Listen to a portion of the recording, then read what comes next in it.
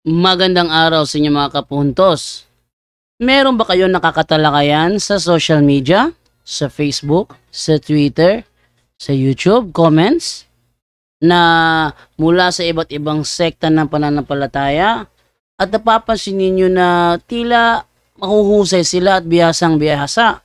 Samantalang kayo naman, medyo tagilid at medyo kulang pa lang ang nalalaman. Well, mga kapusos, hindi yan problema. Sapagkat sa kakapanood ninyo dito sa ating programa sa Straight to the Point, initiyak ko sa inyo na may panlaban na kayo. Sa loob lamang ng ilang minuto ay malilinawan na kayo. At tinitiyak ko sa inyo na sa dahan-dahan, gradually, may panlalaban na kayo. Kaya sa mga bago pa po sa aming channel, please po don't forget to hit the subscribe button, the notification bell, para maging notified kayo sa bawat video na ilalabas ko sa channel na ito. Kaya wag na po natin patagalin. Simulan na po natin.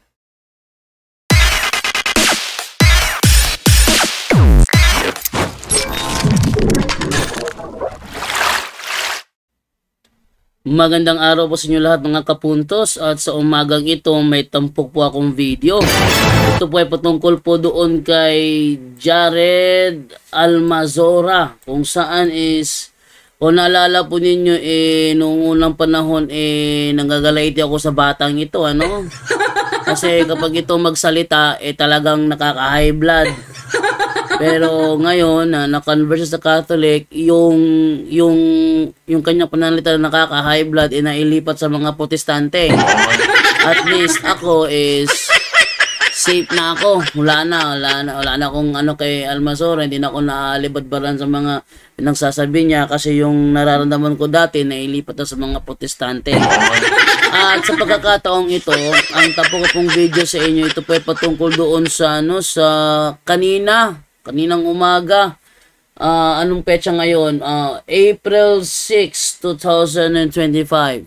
So, kaninang umaga, si Almazora pinagsalita, no? Pinagsalita doon sa sa harap ng maraming tao.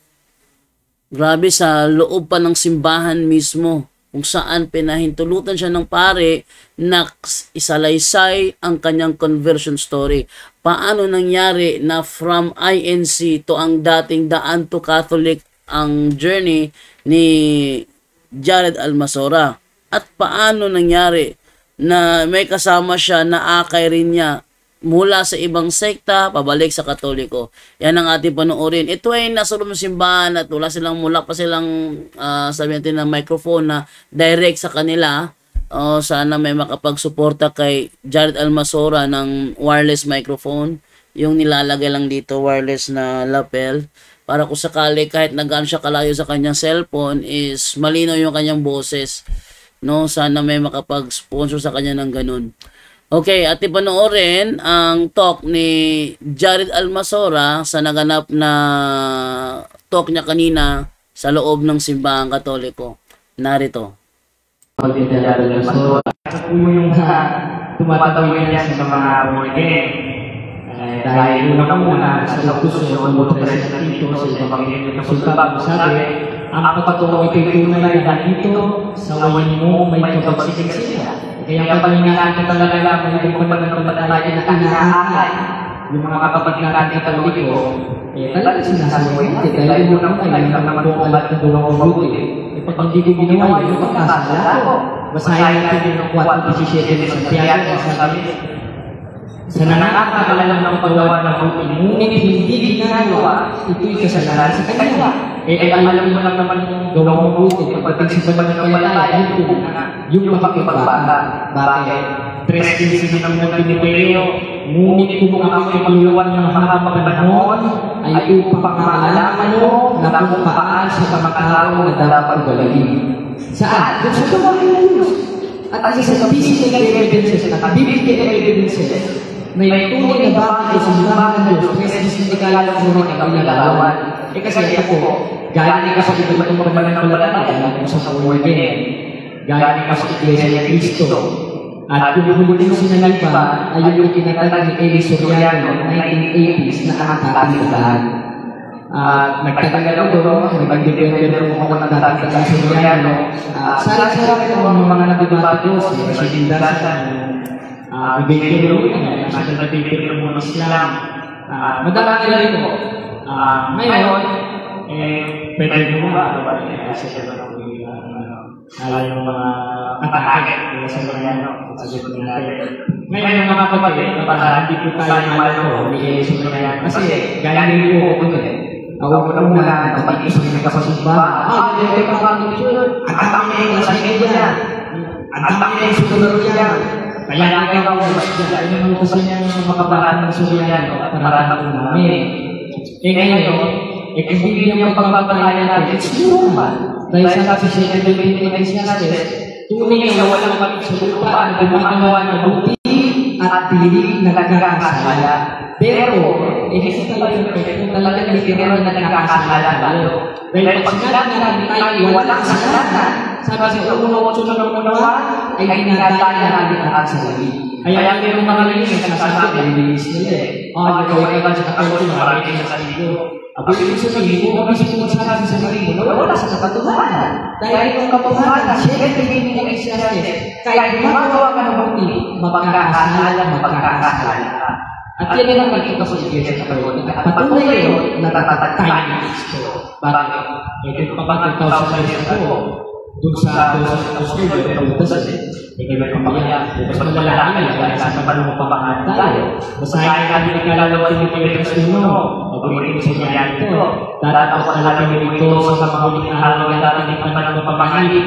Sa pagkakat ng mga tao, maging ibigay sa kanilang sarili, ibigay sa lalaki, mayabang, pagmalaki, pagtumayaw, masuwali sa pagkakat, at hindi sa lalaki ito.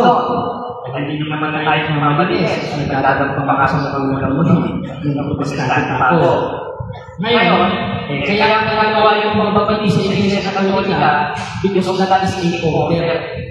Yun ang nalutos na namin mga tender. Patusin niyo yung pagulong, patusin niyo lahat niya. Ngayon, pinagsisisihan natin yung mga malalis. Para siya Apostol Pablo, mga kapatid.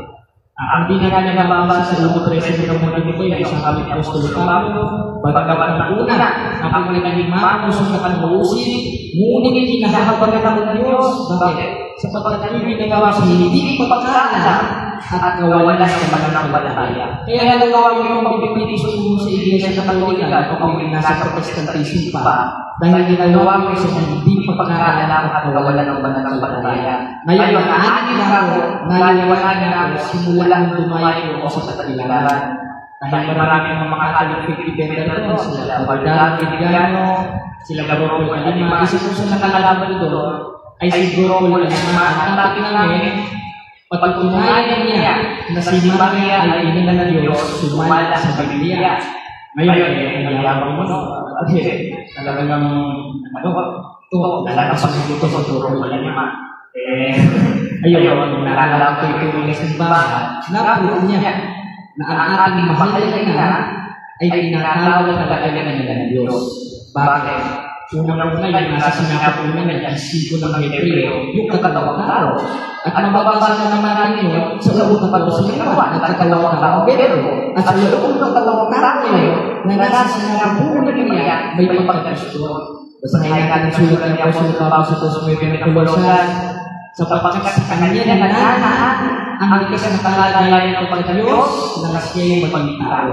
Kailan ba nagtao sa Kristo? Hindi ba sa sinakap una siya niya? Sa may pinakanalang Meryo.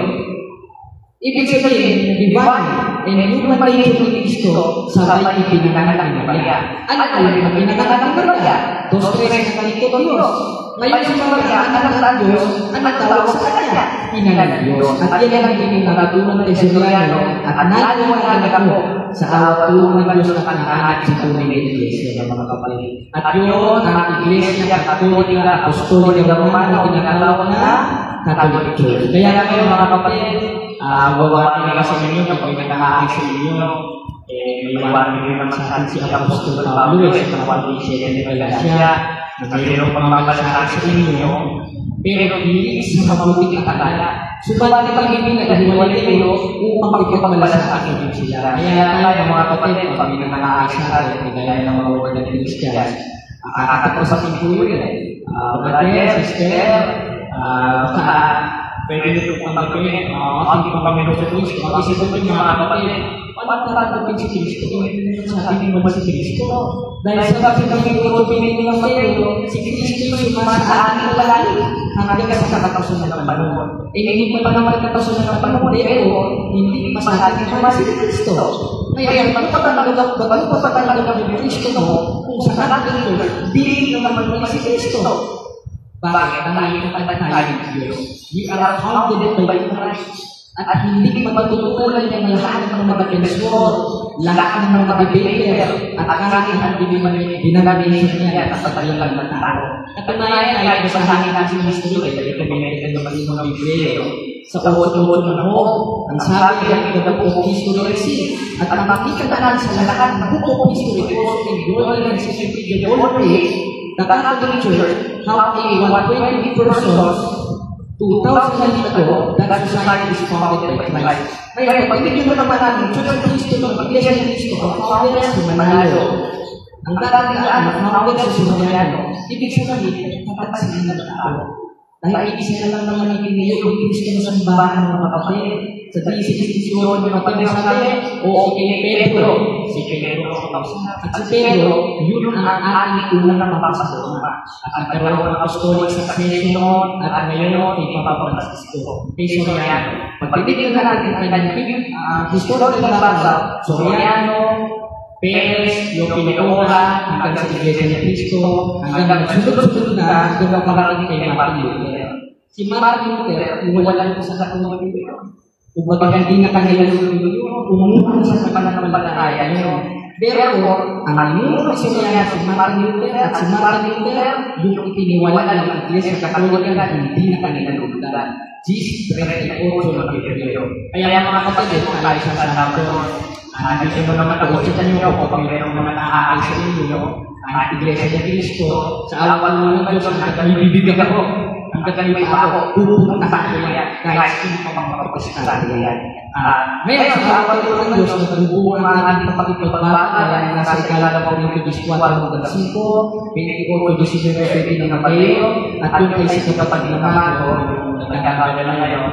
Dati siya, ISC, natatangin siya ng MCGA Soriano. Ngayon sa awan ng Diyos, babalik siya at tatanggapin niya na lang sa karwento ng bautismo at bibigyan siya kapag na Jody. Jody, kailangan nyo. May interview pa. Yan po sa kapag na Jody. Ayaw ko kung kayo sa page siya at tatanggapin niya sa karwento na yung kumpisihan. Dati po siya sa dating daan. Talagang active member po siya sa dating daan. Ito mga sila. Nangawag sa mga lahat mga kapatid. Ako si kapatid na sa Salvador. Ang aking po sa mga tayo, ako po yung nasa GDA pa. Nakakailan ako mga kapatid. Yun po, kami naman po ay sinusubok po mga talaga po yung mga sa Malaysia. Nag-aaral ko mga talaga yun na sa Bible. Naliman na po ako sa tulong ng malaman ng Panginoon na sa kapatid niya ay kaliwan niya po sa akin ng ayos na blessing na akin ako po na ng CDI tatagal lang po ang tao na si Brother Isalayan. Ngayon po, babalik daw po ako ngayon dito sa Iglesia ng Diyos sa matawag ito.